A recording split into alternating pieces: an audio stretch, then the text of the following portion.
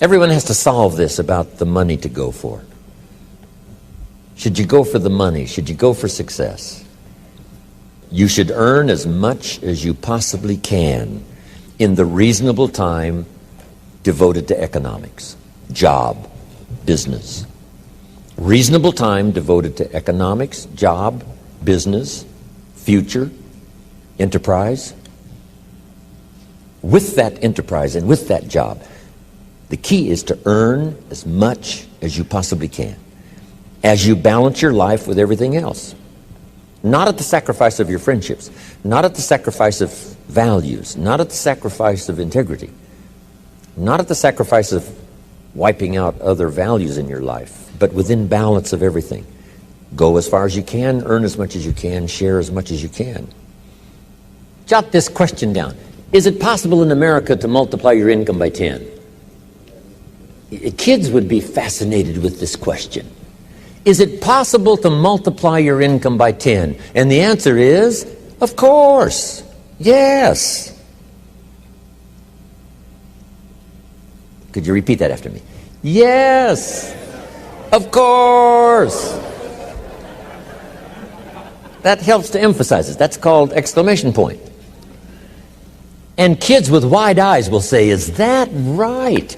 Can you start at the bottom and someday multiply your income by 10? The answer is, of course, of course, of course. Now, if you multiplied it by 10, can you think of anybody that makes $500 an hour?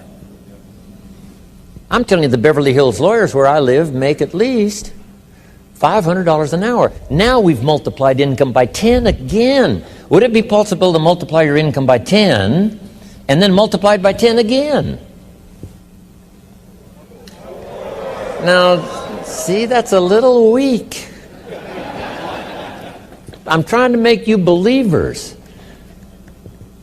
To those that believe, here's what Scripture says. All things are possible. There isn't anything that's impossible. The most incredible things are possible to believers. Not hopers. Not hopers. Believers. Wow. $500 an hour. Would it be possible to multiply your income by 10 again? Of course. $5,000 an hour? What do you suppose I get paid? I'm telling you, it's possible to multiply your income by 10 and then by 10 and then by 10. I lecture with Norman Schwarzkopf, the old general. Guess what he gets paid for his speech? $65,000 for 1 hour. 65,000, not 5,000, right? 65,000. I had lunch with Colin Powell, and I was on that speaking panel for one of those multi-speaker seminars. And I think he got paid like $70,000. It's a fun lunch with somebody that gets paid $75,000 for an hour. Unbelievable. Now, the person that's on up here, right, like Bill Gates and, who knows who else here, that makes $68 million in 1 year. We say, well, is that legitimate to pay someone $68 million in 1 year? And the answer is, of course. If they helped the company make $1 billion last year, would the company pay them $68 million? And the answer is yes, it's chicken feed. It ain't that much. Key phrase to jot down, everything is relative. Everything is relative. What might seem like a lot now, I'm telling you, some time from now for you won't seem that much. You say, wow, I was a small thinker back then, thinking, $4,000 a month was a lot of money. $8,000 a month was really something. I remember those days when $8,000 a month was unbelievable. And then $15,000 a month. Wow, I couldn't believe it. How about $20,000 a month? Incomprehensible. And I flew on by that. How about $30,000 a month? I flew on by that. Unbelievable. How about 50? How about 80,000 a month? I remember when I went right on by. It was incredible.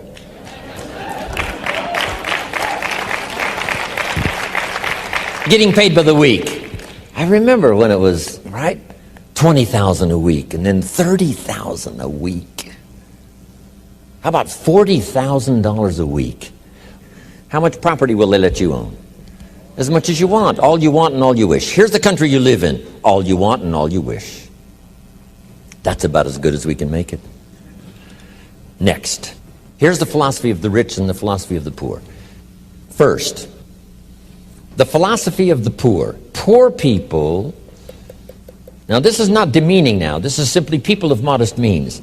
People of modest means tend to spend their money and invest what's left. If they have anything left over, they might save it or invest it.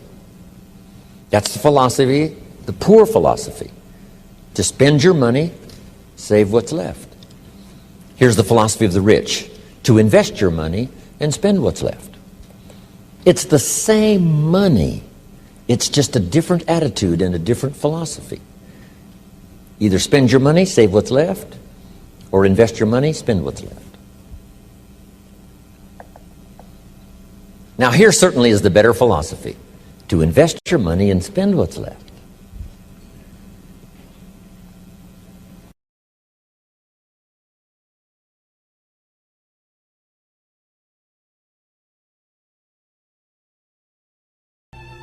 I started out, age 25, I'm working hard to make a living, and I found out how to start working on my fortune. That might not be for everyone. But you can turn part of your present income, if you think I've got to stick with a job for 30 years and retire, if that's your mindset and you want to do that, fine. But now you must wisely use the resources from that income to make a profit, even if you let other people use the money and pay you interest and dividends. If at least you do that, whether you buy and sell or not. But who couldn't? If you worked on a job for 40 years, why couldn't you buy a piece of property and sell it for more than you paid for it? Why couldn't you buy a home, sell it for more than you paid for it? Why couldn't you buy a piece of property that needs repair, find somebody to repair it and sell it for more than you paid for it? Why couldn't you do that over the next 40 years, as well as work on the job and punch the clock and do your duty and retire as a faithful employee? Why not work both on your fortune and your living? Why not? If the least you did was to take part of what you've earned as a living and let someone else use it and pay you for the use, if you did that over 40 years, you would easily be financially independent, not from your job, but from your investments. Then if you can find other ways, because it's stimulating. Who was it said? Was it Eisenhower? Someone said, find a piece of property and leave it better than you found it. Just something. Claude Olney, who put together a program called Where There's a Will, There's an A, became highly successful as an infomercial. He came to my seminars years and years ago before he put that program together, and he said, I've got an idea. What do you think? I said, it's a winner. Sure enough, made him millions. He made money on every car he bought because of the incredible way he took care of it and the way he made it shine and gleam, so that when he got ready to sell it, it was worth more than when he bought it. That was one of his projects. I'm going to make money on every car I buy. See, it just depends on your attitude and your philosophy. And the answer is, why not? Amazing. Two different people with two different attitudes. One lets it all go because it doesn't seem to make a difference. Another one says, I make money on whatever I touch. Whatever I touch gets better. It doesn't get dirty. It gets better. A guy who owned a bunch of apartments said to me, most everybody leaves the apartment that they rent worse than they found it. I said, you gotta be kidding. He said, no. Some leave it trashed. I said, impossible. He said, no. I said, what a reputation. What I touch turns to trash instead of gets better. Amazing. But what if you had the attitude or the mindset, I'm going to leave wherever I am, I'm going to leave it better than I found it. Not just what it did for the world, because it's a better place if you do that, but what it did for your psyche. Whatever I touch gets cleaner, and it gets better, and it gets painted, and it gets restored. Even if I walk away, you say, well, somebody else is going to enjoy it all. That's not the key. So be it. The key is, my philosophy is, I leave everything better than I found it. If one of your goals is to become a millionaire, as it was my goal for many years before I achieved it, you have to learn how to think the way a millionaire thinks if you want to get the results, especially the financial results that a millionaire gets. Now, the most important attitude for financial success is called long-term thinking. Successful people think a long way into the future, and they adjust their daily behaviors to assure that they achieve their long-term goals. In a longitudinal study covering about 50 years done at Harvard universities in the 50s and 60s, they studied the reasons for upward socioeconomic mobility. They were looking for factors that would predict whether or not an individual or family was going to move upward and be wealthier in the future than in the present. They studied factors like education, intelligence, being born into the right family, or having the right connections. In every case, they found individuals who had been born with every blessing in life who did poorly. They also found individuals who had been born or come to this country with no advantages at all who had been extremely successful. What was the distinguishing factor? They finally determined that there was only one key attitude that mattered, and they called it time perspective. This, by the way, was one of the greatest breakthrough discoveries of my life, and I've never really quite recovered from it because it was so important.